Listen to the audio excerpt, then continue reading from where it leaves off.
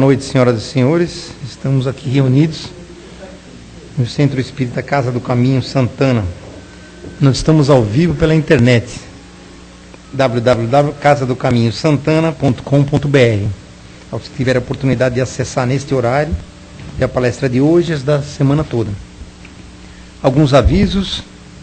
O Centro Espírita Casa do Caminho tem palestras e passes todos os dias, com exceção das sextas-feiras. Tem aula. Agora esse mês é férias. Segundas, terças e quintas, palestras a partir das 20 horas. Quartas-feiras às 14 horas e sábados às 17 horas. Domingo às 10 horas e também com evangelização infantil. O nosso plantão de atendimento funciona segunda, terça e quinta a partir das 19h15. E quarta-feira a partir das 13h15. Sábado a partir das 16h30 e domingo a partir das 9h30. Nós temos também um trabalho social aqui na casa, distribuição de cestas básicas para famílias cadastradas. A cada 15 dias, tem um outro trabalho também aos sábados, após a palestra e os passes, nós fazemos distribuição de lanches e sucos para moradores de rua nas imediações do metrô Santana. Mais um aviso, quem gostaria, quem quiser, em novembro, dia 6, 7 e 8, faremos nossa viagem para Araxá, Minas Gerais. Quem tiver interesse, por favor, procure o Mauro e a Cida, ou a Sandra. Bom, vamos passar a nossa prece de hoje. Depois Deus, nosso Pai, que sois todo poder e bondade, dai força àquele que passa pela provação, dai luz àquele que procura a verdade, pondo no coração do homem a compaixão e a caridade. Deus, dai ao viajante a estrela guia, ao aflito a consolação, ao doente o repouso. Senhor, que vossa bondade se estenda sobre tudo que criastes. Piedade, Senhor, para aqueles que não vos conhecem, esperança para aqueles que sofrem. Que a vossa bondade permita aos Espíritos Consoladores derramarem por toda parte a paz, a esperança e a fé.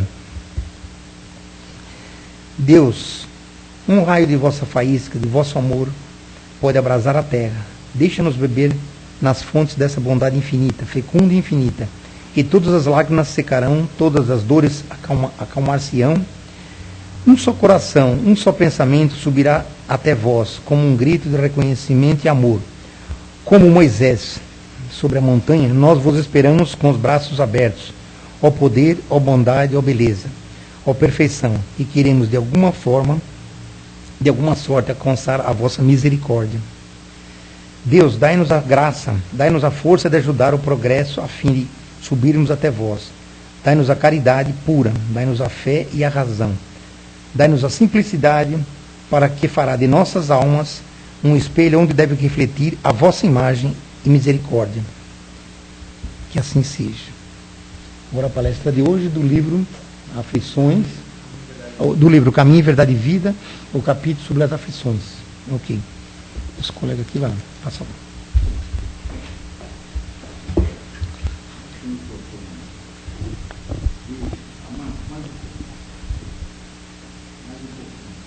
Não vai ficar ruim assim?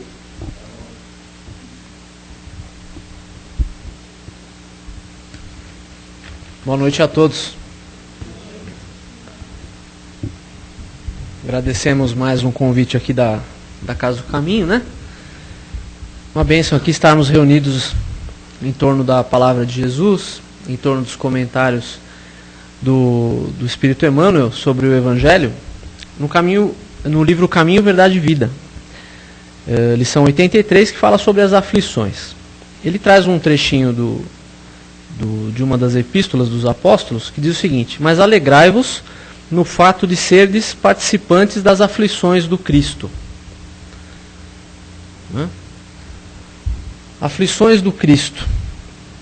O Emmanuel, quando ele comenta essa lição, ele diz o seguinte, que, em síntese, né, para que nós não nos deixemos abater sobre os problemas, que nós consigamos ter coragem para enfrentar os desafios, os problemas que nos afligem, porque Cristo está sempre conosco, né? E Cristo nunca nos abandona, né? E para compreender aí o papel do sofrimento, por que o sofrimento nos aflige, por que nós passamos por tudo que o mundo nos traz aqui, todos os desafios que o mundo nos traz, as respostas do Espiritismo são fundamentais. Porque o Espiritismo nos diz quem somos, de onde viemos, o que fazemos aqui, né, e para onde vamos. Né? O Espiritismo nos ensina que somos espíritos em evolução. Né? Somos espíritos imortais, criados por Deus, todos nas mesmas condições. Né? O Espiritismo nos ensina que nenhum espírito é criado de uma maneira diferente. Nenhum espírito é criado com mais condições ou com mais potencialidades do que o outro. Né? Que todos temos os mesmos potenciais para evoluir. Todos somos criados simples e ignorantes, ou seja, ignorantes não no sentido ruim que nós usamos hoje da palavra, mas no sentido da falta do conhecimento. O espírito é criado sem o conhecimento, né? E sem complexidade, ainda no seu intelecto. Né? É isso que o Kardec quer dizer quando ele diz, quando ele reproduz a resposta dos espíritos, dizendo que todos somos criados simples e ignorantes. Né?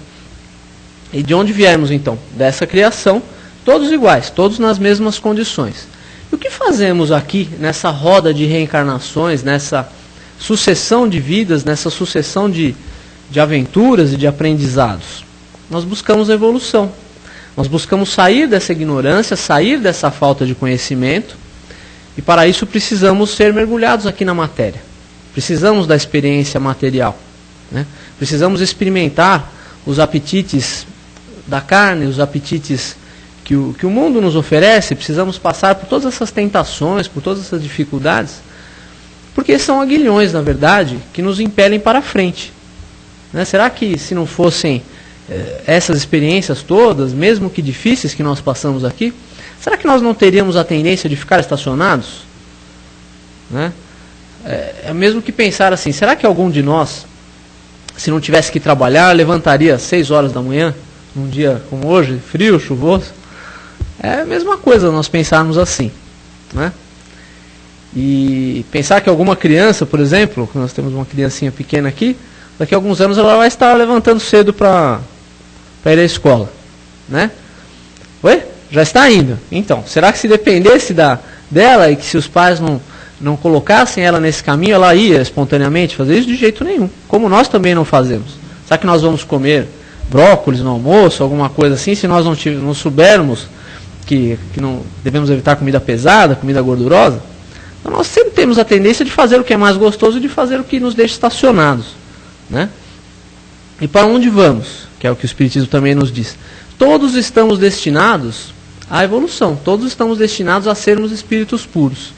Isso é uma das poucas coisas que é realmente fatal na criação de Deus. Né? Porque muitas coisas são dirigidas pelo nosso livre-arbítrio. Mas essa é uma coisa que nós não podemos escapar. Nós queiramos ou não, um dia nós seremos arcanjos. Um dia nós evoluiremos ou com dor ou sem dor, né? Nós escolheremos o caminho que nós vamos fazer para isso. E todos nós vamos chegar a ser espíritos puros. Só que nós podemos escolher o caminho mais curto, né? Se cumprindo a lei de Deus, ou nós podemos escolher o caminho mais doloroso, o caminho mais longo, que leva ao mesmo lugar, mas com mais dor, né? Que é o caminho da transgressão da lei de Deus. Nós vamos falar mais um pouquinho sobre isso daqui a pouquinho.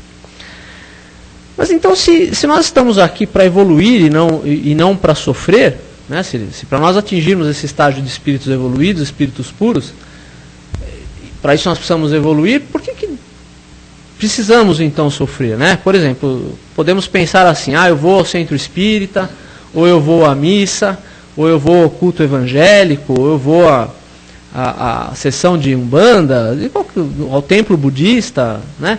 Cumpro os meus deveres, faço caridade, procuro ser um bom cristão. E por que Deus não me protege então? Por que mesmo com tudo isso, coisas ruins acontecem comigo?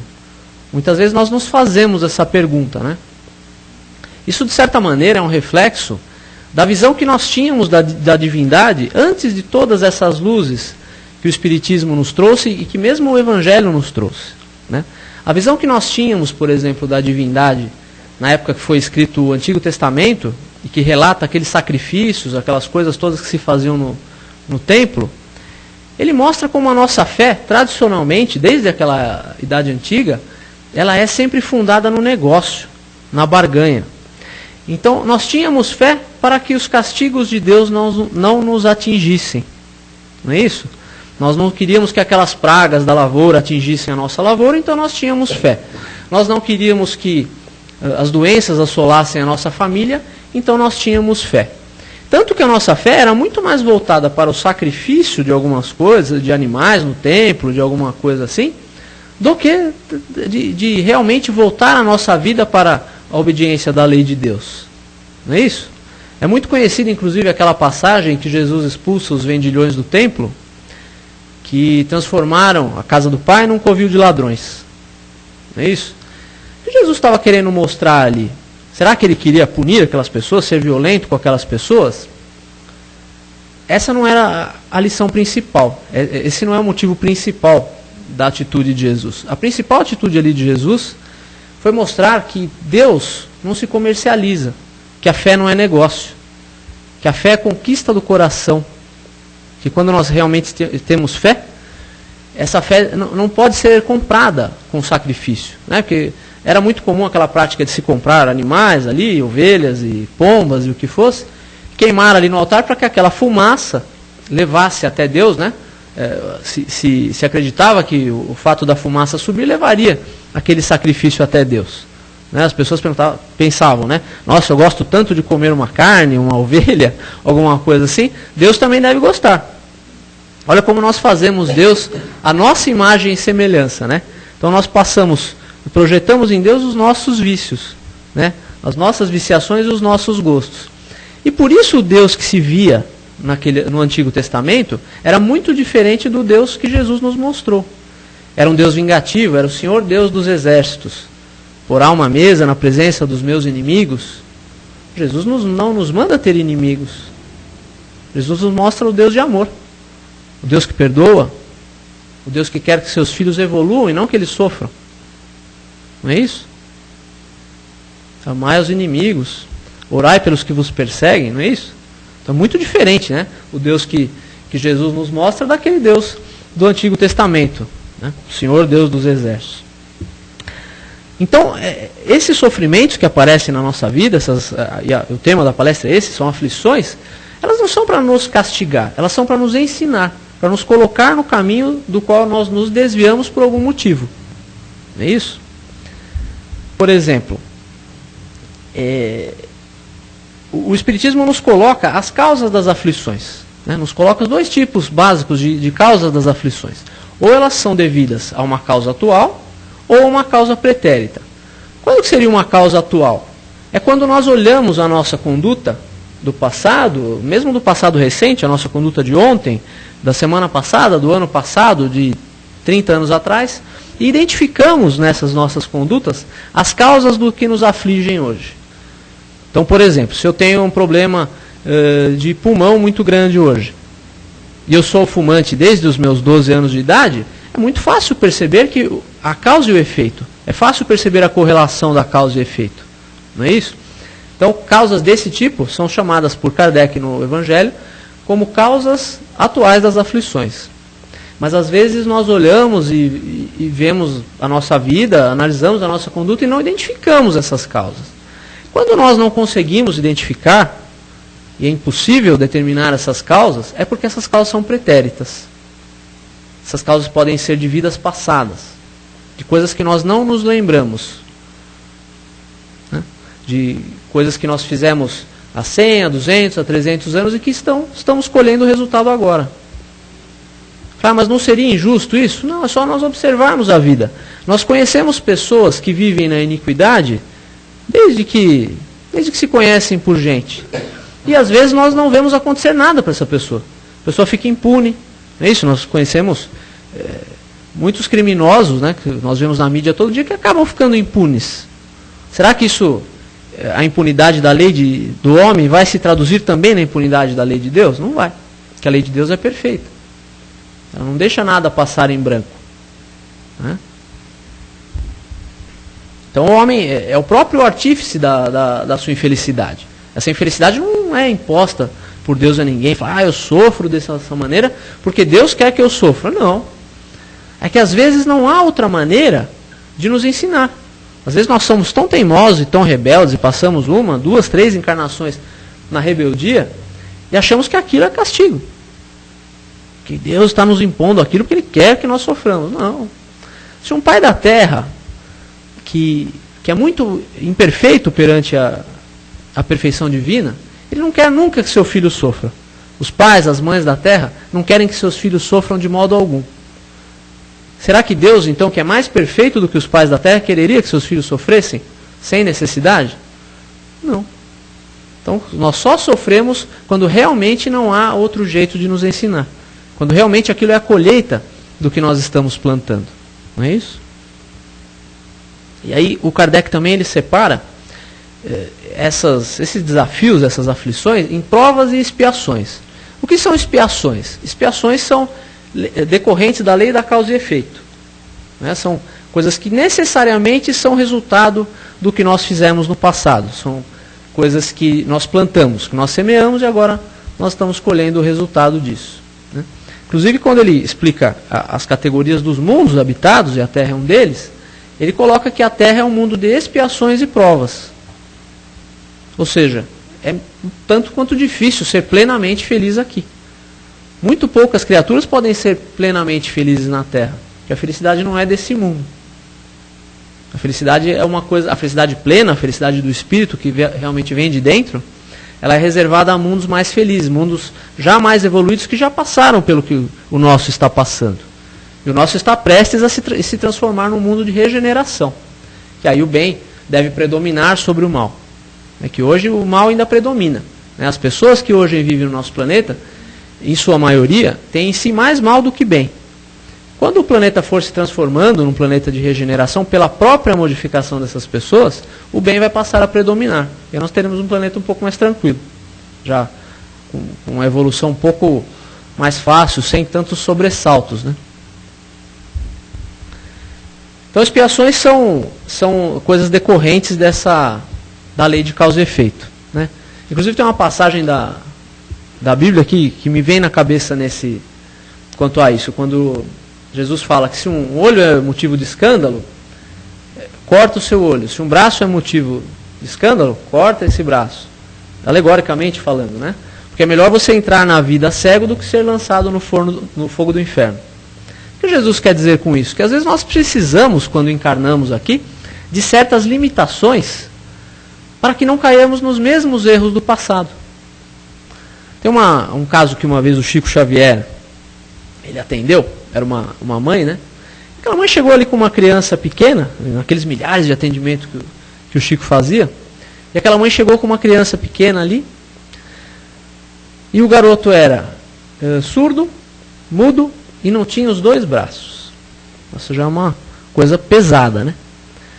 E a mãe então disse para o Chico que, como se não bastasse todo esse sofrimento que a criança passava, a criança tinha contraído uma doença que eu não me lembro qual era, que os médicos ainda disseram que ela precisaria amputar as 2 pernas. A mãe não entendia, falou, nossa, como é que uma criança inocente, como é que uma criança de 4, 5 anos pode ter um karma tão pesado, um débito tão pesado no passado, para que agora ela tenha que passar por isso. Né? Então o mentor que estava ali com o Chico dirigindo seus trabalhos mediúnicos, ele autorizou que o Chico revelasse para aquela mãe por que aquela criança estava sofrendo daquele jeito e por que ela precisaria amputar as 2 pernas. Nas últimas 10 encarnações, aquela criança tinha dado cabo da própria vida. Tinha sido adulto e tinha passado por experiências bastante diferentes, e nas 10 encarnações ela se suicidou. E o suicídio, como a maioria aqui deve saber, ele leva o espírito a uma condição terrível. Né? Além de não livrar o espírito daquele problema que o levou a se suicidar, ele continua no mundo espiritual com aquele problema e com mais uma série de outros problemas que ele não tinha. Então, essa criança tinha, após colher os frutos no mundo espiritual, os frutos amargos ali da sua fraqueza, da sua deserção no bem, que o levaram a se suicidar, ela solicitou aos dirigentes ali do seu processo encarnatório, da sua encarnação, que fossem adotadas todas as medidas que fossem necessárias, tanto antes da encarnação quanto durante a encarnação, para que daquela vez ela não cometesse o suicídio. Então ela realmente implorou por essa condição. Essas limitações todas que ela se colocou de comunicação e sem as mãos, e agora estava se colocando na limitação das próprias pernas, porque, segundo o espírito que ajudava o Chico ali, apesar de toda essa limitação e dos problemas todos que ela tinha, ela já estava pensando novamente, já estava passando pela cabeça dela, dar cabo da própria vida novamente, se colocando na frente do trânsito. Atravessando, correndo na rua e se colocando na frente dos carros. E aí ela cometeria o suicídio pela 11ª vez. Isso levaria a uma condição pior ainda do que ela já reencarnou. Então, na verdade, o que nos parece uma punição, que seria amputar as pernas da criança, na verdade, nesse caso, era a misericórdia divina agindo para que o espírito, que é o que realmente importa, que nós somos eternos.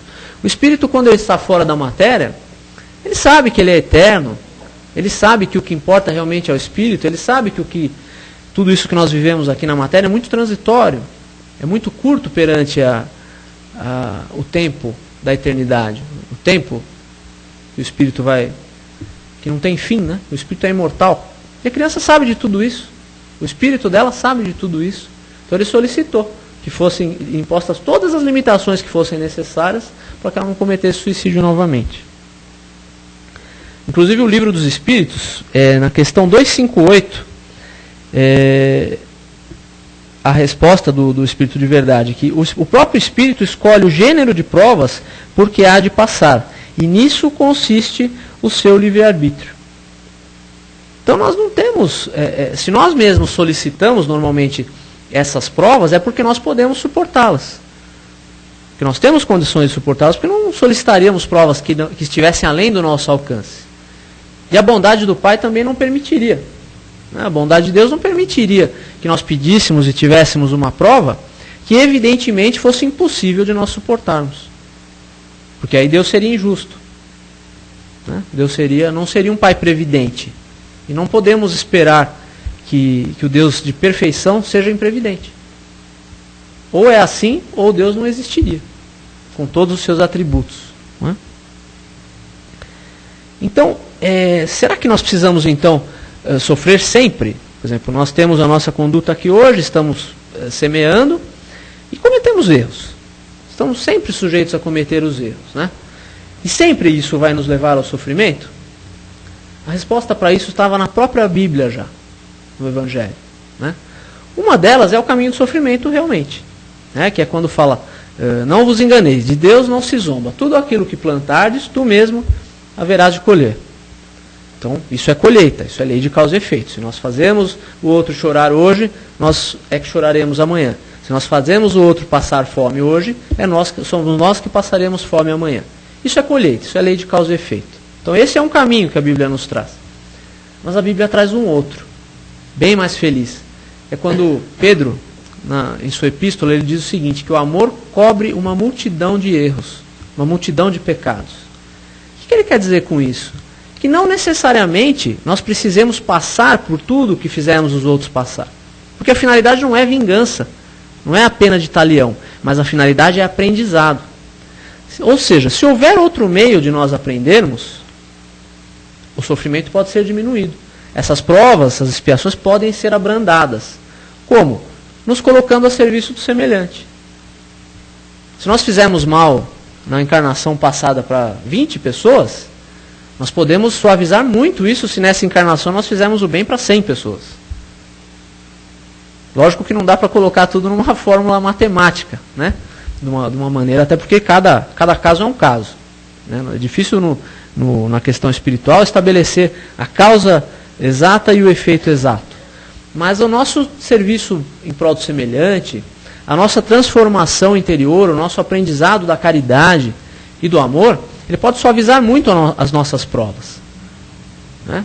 Então Deus, inclusive tem uma passagem de um dos livros do Emmanuel, que eu não me lembro qual que ele diz o seguinte, que sempre que a justiça divina nos procura para a cobrança de algum débito do passado e nos acha em serviço do semelhante, a execução da pena é suspensa por tempo indeterminado. Olha que legal. Então, se por mais devedores que nós sejamos, se hoje nós nos colocamos no caminho do bem, se nós nos dispomos a dedicar um pouco de tempo, um pouco de amor, um pouco do carinho que nós tivermos de sobra para o semelhante, que não tem nada disso, as nossas penas elas são suavizadas. Então aquela coisa do tudo que eu vou fazer, tudo que eu fiz o outro sofrer, eu vou ter que sofrer também, não é verdade. Tudo isso depende da nossa modificação de conduta, da nossa disposição em mudar, né? De abandonar os velhos vícios. Né? O Evangelho diz o seguinte: toda semente que o Pai não plantou será arrancada e lançada fora. Como é que nós podemos entender isso? Não foi Deus que plantou o mal dentro de nós. Não foi Deus que plantou a má semente dentro de nós, que nos fez cair no erro, que nos fez cometer enganos. Porque não existe, na verdade, o mal. O mal é transitório, são enganos. Então, se toda semente que o Pai não plantou será arrancada e lançada fora, o que precisa ser arrancado de dentro de nós hoje, para que amanhã nós não precisemos estar nessa condição de sofrimento? Vamos arrancar os vícios da nossa vida. Ah, mas eu não fumo, não bebo, não uso droga. Não é só isso que é vício. Falar mal dos outros é vício. Ver mal em tudo é vício. Não fazer nada pelo outro é um vício de acomodação. Então muitos vícios que nós temos já são coisas milenares. O próprio vício que nós nos referimos no começo aqui, de querer alguma coisa em troca de Deus, quando nós fazemos uma prece, ou quando nós vimos numa sessão espírita, quando nós vamos à igreja, quando nós nos dedicamos um pouquinho a Deus, nós já queremos alguma coisa em troca. Isso é um vício, é o vício da barganha. É o vício que nós temos há alguns milhares de anos. Ele não sai de um dia para o outro, mas ele pode sair um pouquinho por dia, né?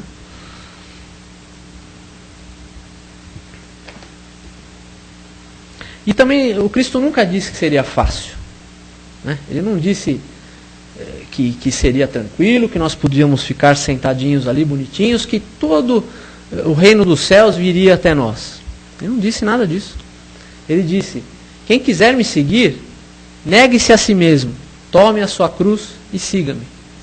O que isso quer dizer? Às vezes nós precisamos nos negar algumas coisas.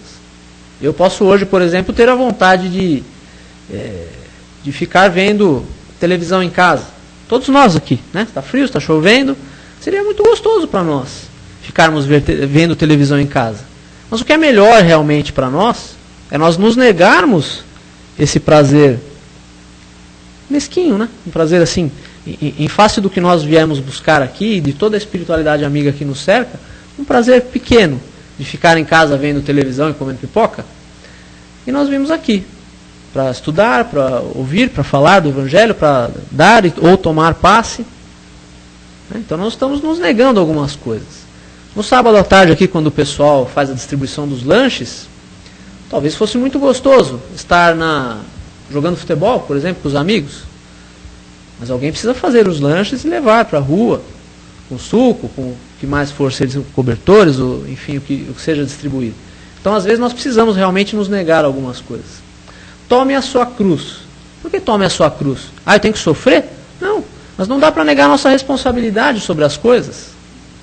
Não dá para nós, na religião antiga, na religião já que nós tínhamos no passado, nós tínhamos aquele hábito de jogar a culpa de todo o mal que existia dentro de nós em alguém. Aí que surgiu a figura do bode expiatório, né? E foi assim também que surgiu a figura do demônio. Porque é muito mais fácil, se eu não consigo ver aquele mal dentro de mim, eu jogo no demônio. Eu fiz tal coisa, mas foi o demônio que me tentou. Foi a tentação do demônio, né? Nós tínhamos essa mania. E hoje, mesmo no Espiritismo, nós ainda temos a mania de jogar a culpa de tudo no obsessor. Eu fiz tal coisa, eu não estou bem hoje, eu estou meio assim e tal, mas é o obsessor. O obsessor está me perseguindo. Então nós sempre colocamos a culpa. Eu preciso ir no centro espírita, porque eu estou com o obsessor. Então nós sempre colocamos a culpa nele. Só que um pouquinho de estudo do livro dos médiuns vai nos mostrar que a obsessão ela nunca é uma coisa de uma ponta só. Ela é uma questão de sintonia. Uma questão de causa e efeito também, né? Se aquele espírito nos acompanha, seja porque simpatizou com a nossa maneira de ser, ou seja porque veio cobrar alguma dívida de alguma coisa que nós fizemos no passado, uma coisa é certa, nós ainda temos essa sintonia com ele. Se nós estivéssemos numa faixa diferente, uma faixa vibratória, ou seja, nossos pensamentos, nossas palavras, nossas atitudes fossem diferentes das dele, estivessem num patamar superior às dele, esse espírito não conseguiria nos atingir. Então vamos parar de colocar a culpa em tudo, de tudo no obsessor, né? Nós temos um amigo, inclusive ele mora aqui na rua de trás, e ele diz que o obsessor é nosso personal trainer, porque ele sabe o que a gente faz quando ninguém está vendo, ele conhece todas as nossas fraquezas, e ele sabe de coisas sobre nós que às vezes nem nós desconfiamos, que são às vezes coisas que estão projetadas no fluido universal ali, né, do nosso passado, da coisa que ele visualiza, e nós não. O nosso próprio perispírito, ele traz muita coisa do nosso passado. Ele traz as linhas do que nós fizemos, do que nós aprontamos e das nossas fraquezas. E é essas fraquezas que são exploradas pelos espíritos. Se nós tivermos condição de mudar de conduta, de mudar nossa conduta para o bem, para a caridade, esse espírito não vai conseguir nos atingir. Não há tratamento de desobsessão que seja eficaz sem a mudança de comportamento do encarnado. E o ideal é que ambos mudem, né? Porque se nós estamos às voltas com o obsessor hoje e nós mudamos para melhor, ele tem duas alternativas. Ou ele nos abandona e vai procurar outro que esteja na mesma situação que ele, na mesma sintonia, ou ele muda conosco, o que seria melhor. Então, às vezes, com a nossa mudança de conduta, com a nossa mudança de atitude, nós podemos ajudar muitos que estão à nossa volta, encarnados e desencarnados, através do nosso exemplo, por mais silencioso que ele seja. O exemplo sempre é a melhor maneira de ensinar os outros, de mostrar o caminho certo, né?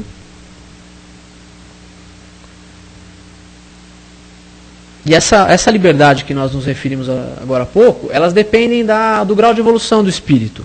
Não é a todo espírito que é dada a condição de escolher as suas próprias provas. Porque às vezes ele ainda tem um nível de conhecimento tão pequeno, um nível de conhecimento ainda muito pouco desenvolvido, muito incipiente, então ele precisa ser ajudado por mentores que vão escolher para ele as melhores provas, as provas que mais vão ajudá-lo na sua tarefa evolutiva. Então essa tarefa de escolher livremente as suas provas é coisa de espírito já um pouco mais avançado.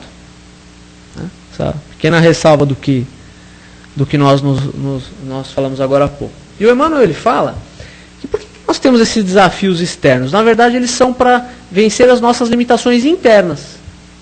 Porque, como nós dissemos agora daquela coisa de colocar a culpa no outro, é difícil para nós olharmos para dentro. Nós conseguimos olhar para fora. Se eu sou uma pessoa egoísta, é muito mais fácil ver o egoísmo quando ele está projetado no outro.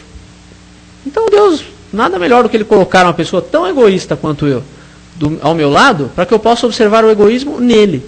Mudando o egoísmo, observando o egoísmo nele, eu posso tentar querer mudar o meu. Porque enxergar o próprio egoísmo e mudar é uma coisa complicada, uma coisa difícil. E esse mesmo amigo que nós estávamos nos referindo agora há pouco, ele diz o seguinte, que o lixo de um é a lixa que lixa o lixo do outro. Então quando nós entramos em contato com as nossas próprias imperfeições na figura do outro, as nossas ficam mais claras. E aí a gente muda. Porque nós percebemos quanto nós incomodamos os outros também. E quanto nós ficamos, às vezes, incomodados com a nossa própria conduta. Né? Com aquela conduta que nós mesmos reconhecemos viciada. E alguém poderia perguntar, mas às vezes eu erro sem saber. Não é bem isso que o Livro dos Espíritos fala. Porque quando Kardec perguntou aos espíritos onde estava escrita a lei de Deus, eles responderam, na consciência do homem. Então, no fundo, a gente sabe o que é certo. E tem aquela regra de ouro que nunca vai falhar para nós tomarmos as decisões, que é fazer para os outros o que nós queríamos que o outro nos fizesse. Não fazer para os outros o que nós não queremos para nós. Isso aí não falha nunca. Isso é a resposta para tudo. Não é? Essa é a resposta definitiva. E a doença, por exemplo. A doença às vezes é uma coisa complicada de entender. Né? Por que eu tenho que suportar a doença?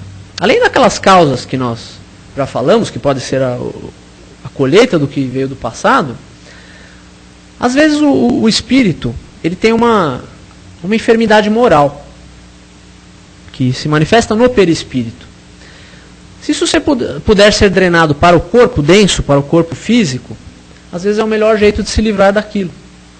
Porque o corpo está sofrendo, o espírito está sofrendo pelo sofrimento do corpo, mas o perispírito pode estar sendo limpo por esse processo. Né? O câncer é um caso que é conhecido por ser dessa natureza. O câncer ele é uma drenagem de coisas que normalmente estavam no nosso espírito e que estão sendo drenadas para o corpo físico. Né? Hanseníase também, né? Então o espírito já está limpinho, né? Outra coisa, às vezes o sofrimento não é físico, às vezes é um sofrimento moral. Um parente difícil, por exemplo. Né? Aquela sogra, ou aquele irmão que pega nossas coisas e que quer usar a nossa roupa, que nós ficamos bravos com ele e tal. Por que nós temos que ter parente difícil? Bom, nós temos a família espiritual, né, que são aquelas almas que têm mais afinidade conosco, mas na nossa família física, às vezes a pessoa que vem próxima de nós é aquela pessoa com quem nós não conseguimos nos reconciliar de maneira nenhuma. Então dessa vez ele vem bem próximo e reencarna bem próximo da gente, para que nós tenhamos essa oportunidade de nos entender com ele. Porque, como nós já falamos, o futuro, nós vamos nos entender com todo mundo. O futuro é de perfeição, é de pureza, seremos todos espíritos puros. Ou será que dá para imaginar um espírito, por exemplo, como o Dr. Bezerra de Menezes, com raiva de com bronca da cunhada, meio falando mal de alguém que ele encontrou por aí? Não dá para imaginar. Ou seja, nós não podemos passar a um plano espiritual superior enquanto não nos entendermos com nossos inimigos, com os que se julgam nossos inimigos, né? Jesus nos manda fazer preces pelos inimigos. E diz o seguinte: antes de oferecer a oferenda, se lembrares que alguém tem alguma coisa contra ti, deixa a tua oferenda aos pés do altar, volta, reconcilia-te com o teu inimigo, depois você volta e faz a tua oferenda no templo. Porque não adianta a gente fazer caridade, distribuir cesta básica, distribuir cobertor, dar passe, fazer palestra, o que for, e um monte de gente com raiva da gente, pelas coisas que a gente fez, e a gente com bronca de todo mundo. Então, por isso que, como nós precisamos nos entender com um monte de gente, e às vezes as pessoas não nos compreendem, nós não as compreendemos, são por causas passadas. Quanto mais longe você quer jogar o outro, mais perto ele vem na próxima encarnação. Então, porque não existe exclusão no mundo espiritual. Se nós hoje rejeitamos alguém da nossa vida, dizemos, essa pessoa não quero mais nem ver na frente, um dia nós vamos ter que voltar para buscá-lo. Na roda das reencarnações, ou mesmo no mundo espiritual, de alguma maneira nós teremos que resgatar isso. Né? Teremos que nos reconciliar com essa pessoa, teremos que deixar essa raiva de lado. Às vezes nós temos alguma coisa muito séria contra alguém, nada melhor do que ele nascer, por exemplo, como nosso filho. Imagina hoje se o nosso filho é alguém que nos fez alguma coisa muito triste há 500 anos atrás. E hoje nós não nos lembramos, nós amamos o nosso filho, né? E vamos amá-lo por 80, 90 anos, e aí daqui 80, 90 anos, quando formos descobrir o que aconteceu lá atrás, não adianta mais.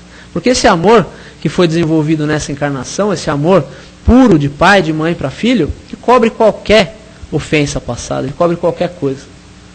Então isso é muito bonito, né?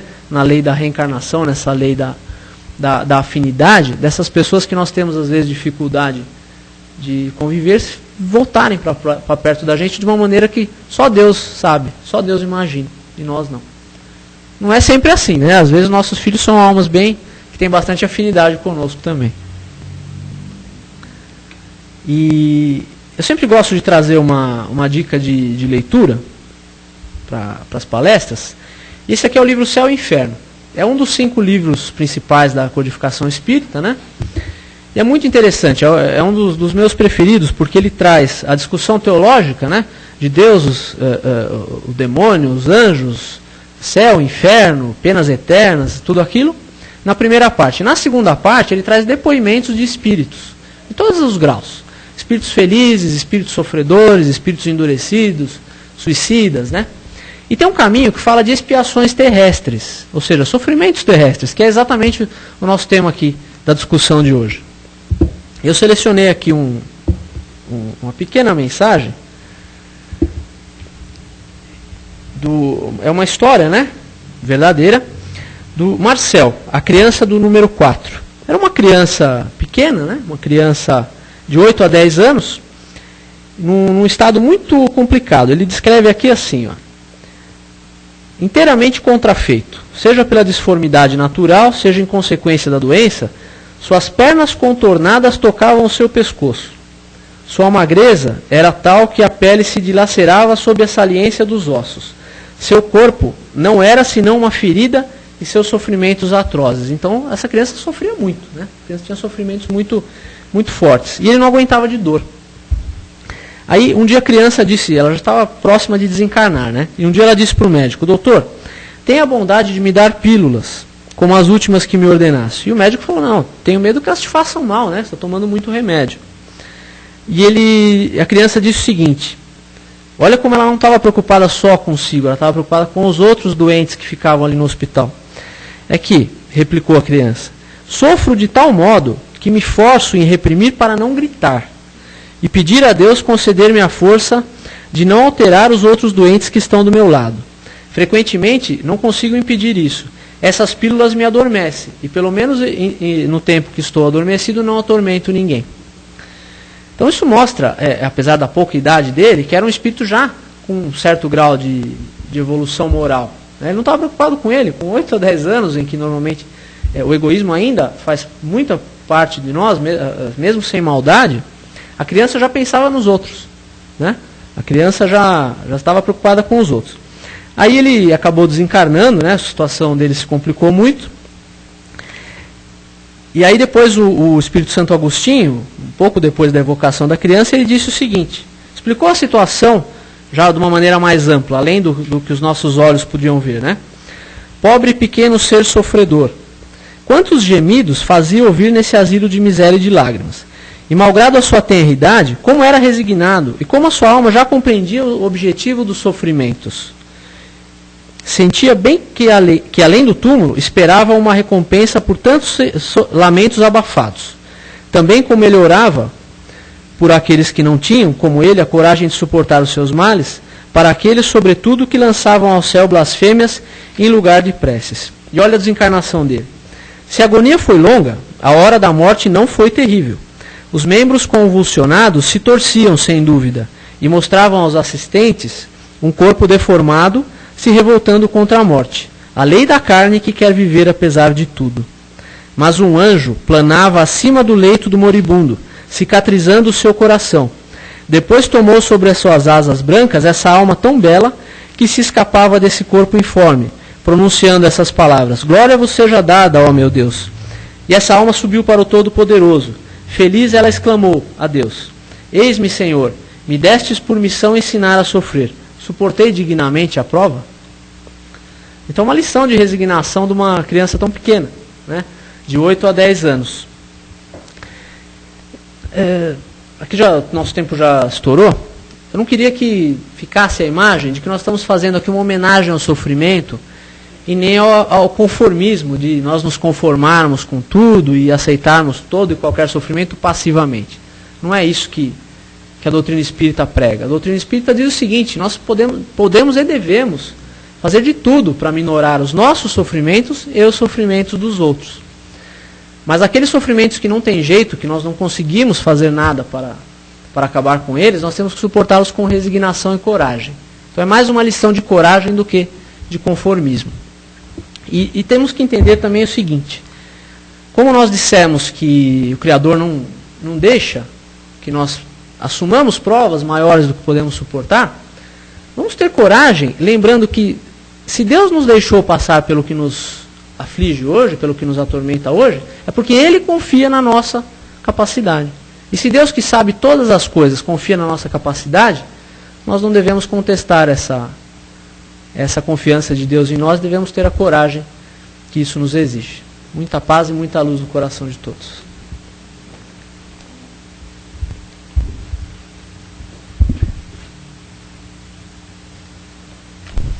Bom, agora é chegado o momento, quem tiver pergunta, o amigo está aqui para responder. Vê lá, hein, senhor Mé. Hoje uma pessoa me falou que ele não precisa de nada, porque que ele tem Jesus no coração. E eu disse para ele, mas você sabe o que quer dizer isso? Ele ficou mudo. Não... Quer dizer, ele ficou apenas na alegoria. Mas eu pensei, puxa, é uma coisa, uma verdade profunda isso, né? Ele ficou só nessa alegoria, né? Não falou mais nada, não.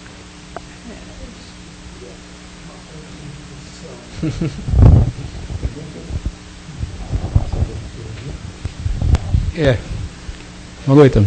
Vem. Tem o sofrimento, né? Que as pessoas vêm de boa vontade para enfrentar, e tem aqueles que recusam, né? Sim. É o caso que eu peguei o finzinho, você estava falando sobre aqueles espíritos que vêm mutilados às vezes, né? Então nós vimos, mesmo lá no André Luiz, eu via lá aquela criançada durante os anos que eu estive lá, tinha uns que eles tentavam mesmo se matar, tá? A gente colocava os capacetes na cabeça, eles batiam na parede, outros se mordiam, tinha casos lá incríveis, sabe? Então, eles são revoltados. Então, esse geralmente a maior parte desse pessoal vem com uma reencarnação compulsória, não é? E aqueles que veem, no caso do garotinho aí do Marcel, do Marcel é um espírito iluminado, né? Um espírito já evoluído, né? Veio para dar um exemplo, né? E se ele tinha alguma coisa, às vezes o espírito já está tão elevado, mas às vezes cai uma fichinha lá que ele tinha alguma coisa para saudar, e fala, eu vou lá, vou dar uma demonstração de coragem lá. Então, às vezes ele vem e me mostrar, né? Como a gente vê o código da vida futura aí. É muito bonito mesmo, né? O céu e o inferno. Esse livro é demais, eu adoro isso. Isso aí, quem estiver fazendo o curso já no 4º ano já pode começar a estudar bem, né? Mas tem muita coisa para a gente falar a esse respeito. Tem. Dá para falar o resto da noite. Só para a gente ir refletindo que a justiça de Deus está sempre ao lado de todos, né? Nós temos uma condição. E a misericórdia, né? A justiça de e a misericórdia. Porque às vezes a gente tem uma ideia de justiça, da nossa justiça, né? Às vezes quando nós vemos alguma coisa na televisão, falamos, não, isso aí tem que ter pena de morte, tem que ter isso, tem que ter aquilo. Porque o nosso conceito de justiça ele é muito pobre, ele é muito próximo da vingança ainda, né? E a justiça de Deus, ela é de aprendizado, ela é de amor, não é de vingança. Então, é o caso de atenuar as faltas, as dores que o indivíduo tem que passar.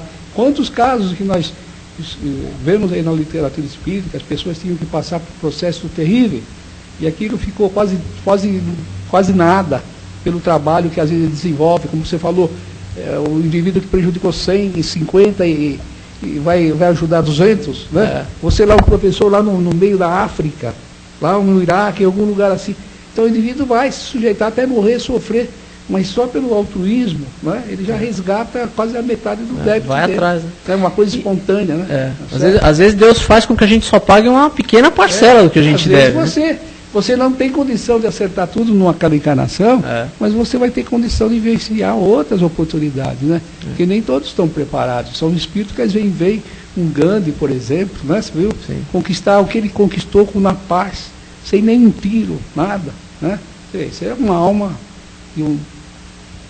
muito elevada, né? Até a gente chegar lá, vai demorar um pouco.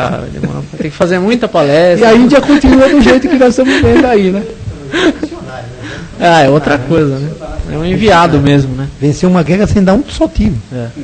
Essa história do suicídio que você estava falando, isso é uma coisa triste, né? Porque às vezes o espírito, ele se vicia no suicídio, né?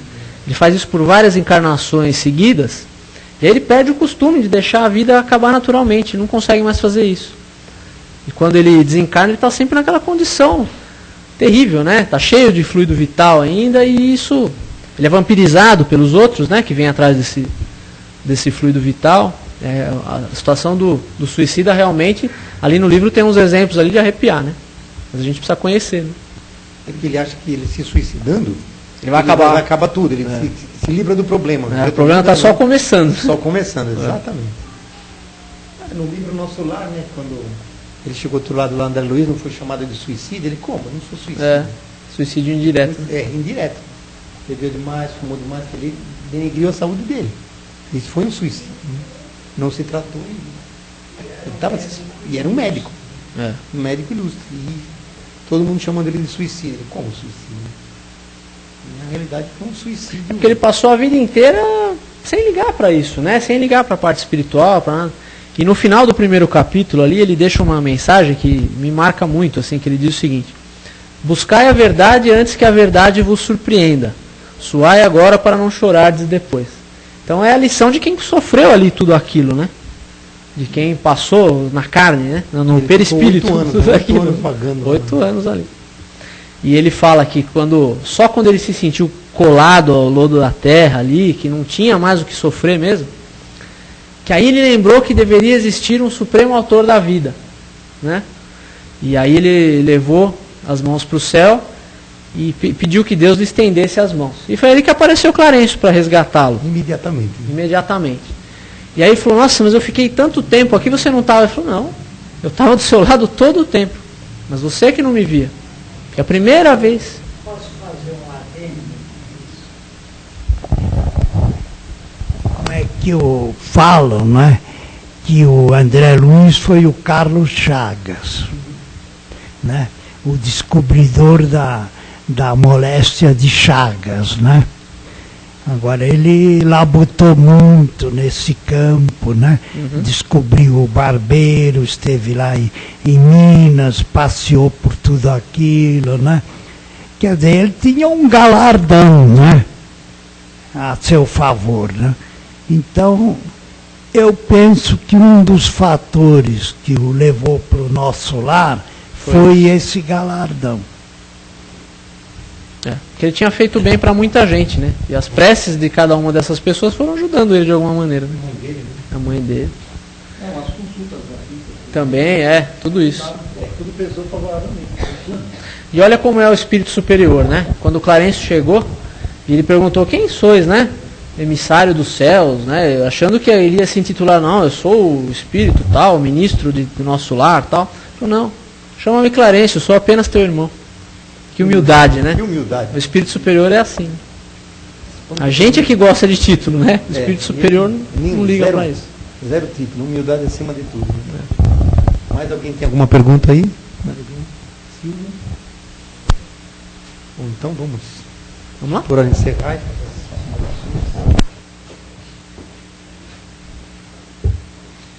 Ou então vamos agradecer a Deus.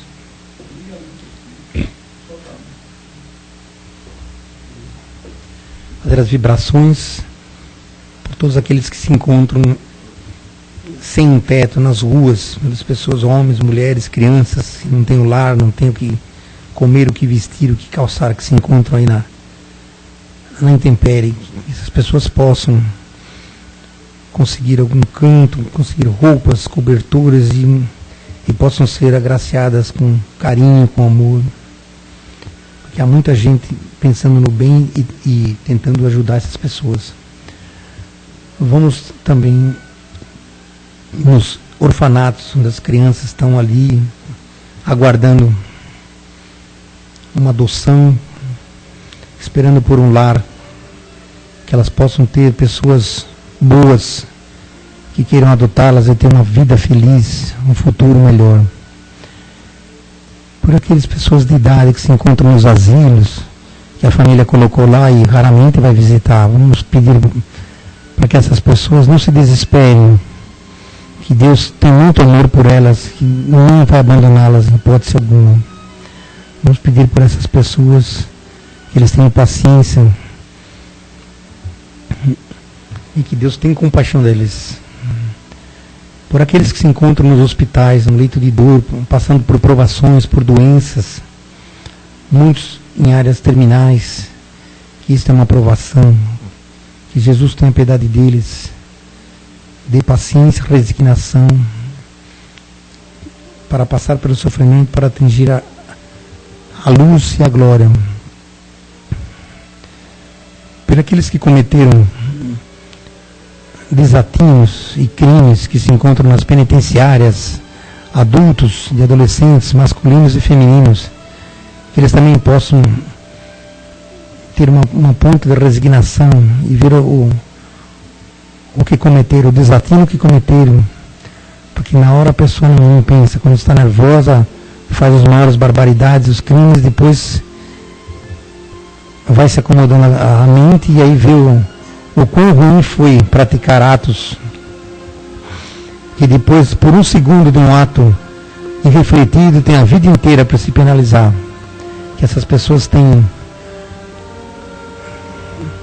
comiseração, compaixão, que possam requisinar e pedir perdão a Deus.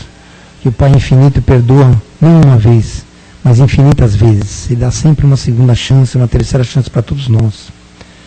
Pelos nossos governantes, pelo nosso Brasil, pelos povos da África, onde passam necessidades, fome, doenças, por aqueles que estão no Irã, no Iraque, no Afeganistão, na Índia, por todos aqueles que estão na Ásia, na África, todos os povos que ainda têm o domínio de castas, que ainda para eles as castas são mais importantes. Eles esquecem de ver que somos todos filhos do mesmo Pai, e perante o Pai somos todos irmãos. Não importa a cor da pele, não importa a procedência, a origem, somos todos filhos do mesmo Pai, somos filhos de Deus. Pelos governantes das grandes potências que saibam orientar e levar pelo melhor caminho, para que o mundo tenha harmonia, amor, verdade, justiça e muita paz. Pelo nosso Brasil, que os nossos governantes, eles possam ter o pé no chão e a cabeça bem clara, para ver o que está acontecendo nas altas esferas da nossa sociedade. Que eles possam ver que estão prejudicando a classe trabalhadora, o nosso povo, aquele que trabalha todo dia por um salário. Vamos pedir também pelos nossos lares, pelos nossos familiares. E finalmente por nós mesmos, que possamos merecer humildemente a paixão de Deus, que Ele possa se compadecer de nós, perdoar os nossos pecados e que possamos ter força para continuar batalhando dia após dia. E só assim atingiremos a perfeição e o progresso. Que assim seja, graças a Deus.